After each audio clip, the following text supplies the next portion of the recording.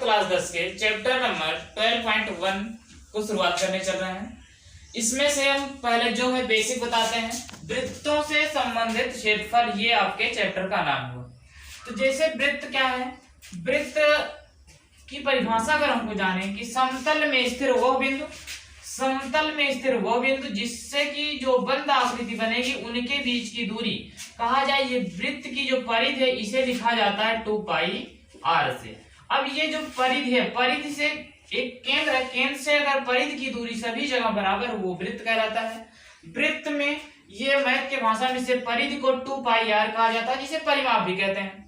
और यहाँ से ये केंद्र से परिधि के बीच की दूरी r होती है, जिसे त्रिज्या कहा जाता है, रेडियस होता है। अब यहाँ से वृत्त के क्षेत्रफल को पढ़ने के लिए इसमें 2-3 फार्मूले हैं, जिसमें हम उसको बताते हैं। पहले जैसे कि वृत्त दिया गया है, इस वृत्त में अगर कोई जीवा मतलब परिधियों को दो बिंदु से मिला दिया जाए तो जो बनेगा इसे कहा जाएगा जीवा। अगर यही केंद्र से होकर जाती है तो वो जीवा व्यास कहलाती है। जब कोई भी जीवा केंद्र से होकर जाती है वो व्यास कहलाती है। केंद्र से परिधि की दूरी r कहा जाता है। अब हम इसमें कुछ फार्मूले जो मेन है उसको बताते हैं। जैसे कहा जाए वृत्त का क्षेत्रफल, इसमें वृत्त में आयतन नहीं, वृत्त में सिर्फ क्षेत्रफल होता है। तो कुछ फार्मूले लिख रहे हैं। जैसे पहला हुआ वृत्तों का क्षेत्रफल। तो वृत्त का क्षेत्रफल क्या होता है? वृत्त का क्षेत्रफल होता है πr²। ये पहला फार्मूला हुआ। अगर कहा जाए वृत्त की परिधि, परिधि जैसा कि हम आप लोगों को बताए, वृत्त की जो परिधि होती है, परिधि को लिखा जाता है 2πr, परिधि को लिखा जाता है 2πr। वृत्त का क्षेत्रफल πr², वृत्त की परिधि 2πr। अब यहाँ से दो बनेगा। जैसे कि कोई वृत्त दिया गया है, उसमें त्रिज्यखंड रहेगा और वृत्तखंड रहेगा।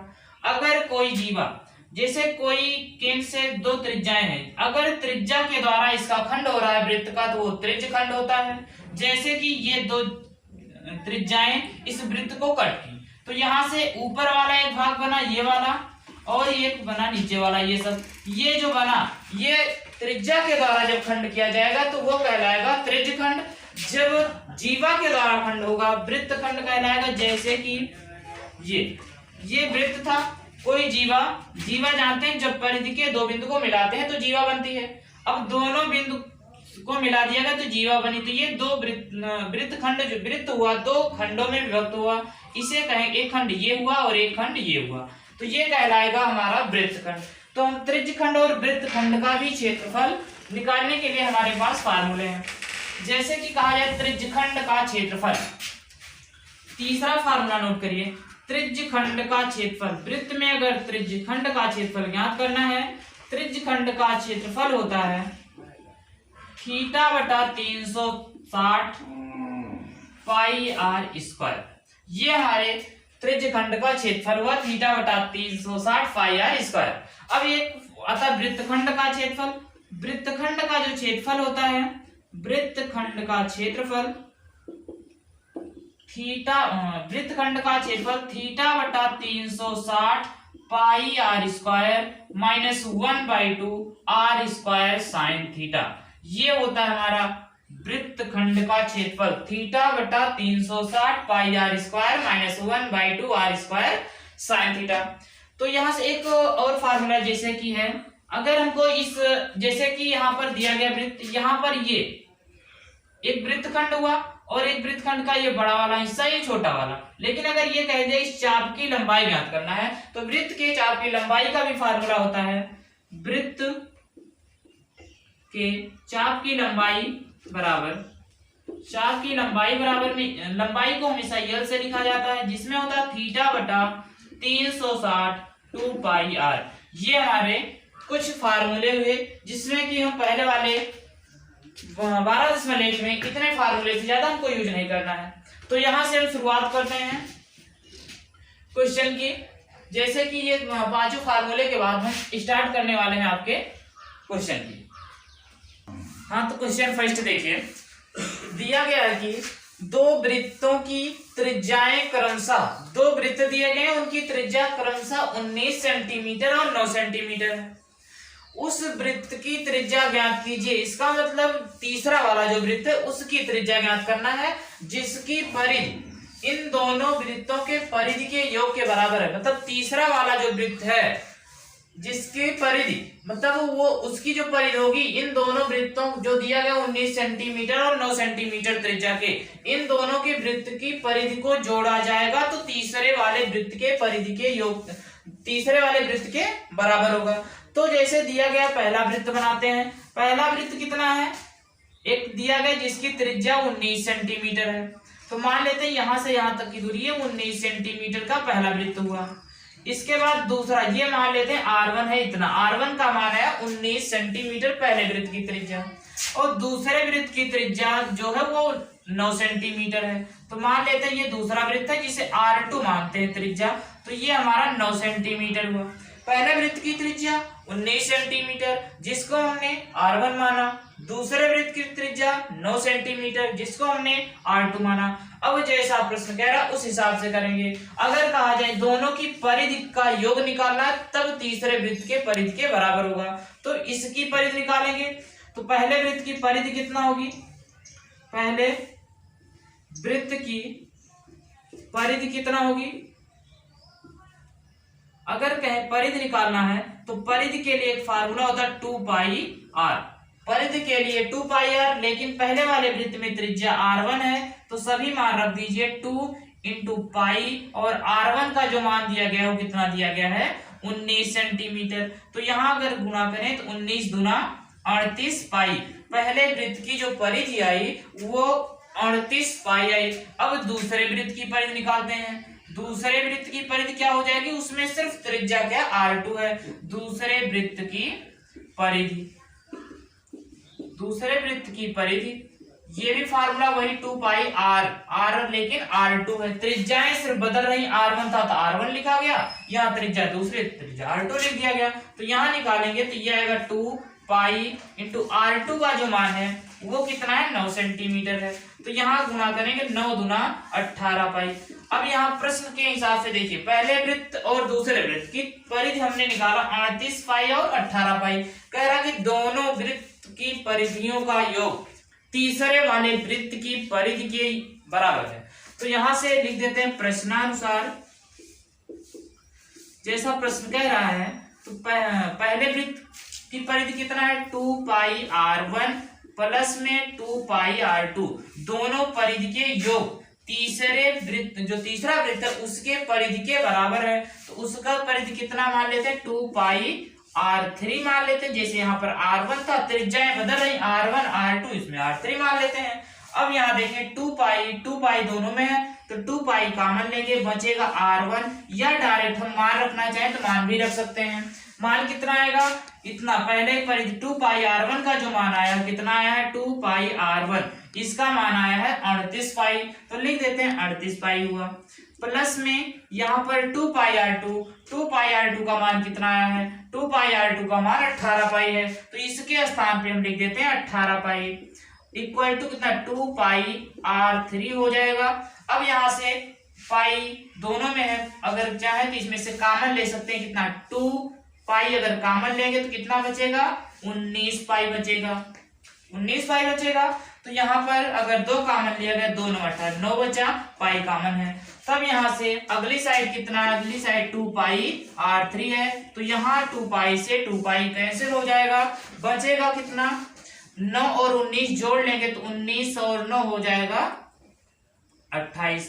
तो ये तीसरे वृत्त की जो त्रिज्या आई वो कितना आई 28 सेंटीमीटर। तो यहां से यही हमको ज्ञात करना था कि उन दोनों के योग के बराबर है, तो तीसरी जो वृत्त था उसकी त्रिज्या ज्ञात करना था, जिसका मान कितना आया 28 सेंटीमीटर। इसे क्या समझेंगे 28 सेंटीमीटर, तीसरे वृत्त की त्रिज्या 28 सेंटीमीटर हुआ। तो हम दूसरा क्वेश्चन देखते हैं। जैसा कि हमारा दूसरा क्वेश्चन है, दो वृत्त की त्रिज्याएं क्रमशः 8 सेंटीमीटर और 6 सेंटीमीटर है।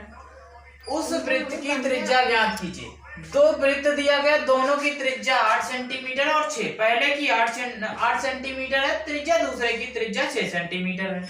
तो उस वृत्त की त्रिज्या ज्ञात कीजिए, मतलब तीसरा वाला जो वृत्त है उस वृत्त की त्रिज्या ज्ञात करना है, जिसका क्षेत्रफल इन दोनों वृत्त के क्षेत्रफल के योग के बराबर है। जो तीसरा वाला वृत्त है उसका जो क्षेत्रफल है पहले और दूसरे वृत्त के क्षेत्रफल के योग के बराबर है, तो तीसरे वाले वृत्त की त्रिज्या ज्ञात करनी है।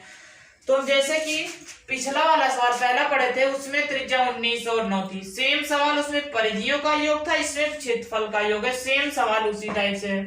तो इसे हम हल करते हैं। दिया गया पहले वृत्त की त्रिज्या कितनी है, ये मान लेते हैं पहला वृत्त है जिसकी त्रिज्या कितना है 8 सेंटीमीटर है, तो त्रिज्या इसे R1 कह दिया गया। ये त्रिज्या पहले वृत्त की R1 माना गया। दूसरे वृत्त की त्रिज्या कितने 6 सेंटीमीटर, तो यहां से यहां तक की त्रिज्याएं मान लेते हैं ये 6 सेंटीमीटर है, और ये R2 कह दिया गया। पहले वृत्त की त्रिज्या R1 है, दूसरे वृत्त की त्रिज्या R2 है। R1 का मान 8 सेंटीमीटर और R2 का मान 6 सेंटीमीटर। अब दोनों वृत्त का हम क्षेत्रफल निकालते हैं, जोड़ लेते हैं।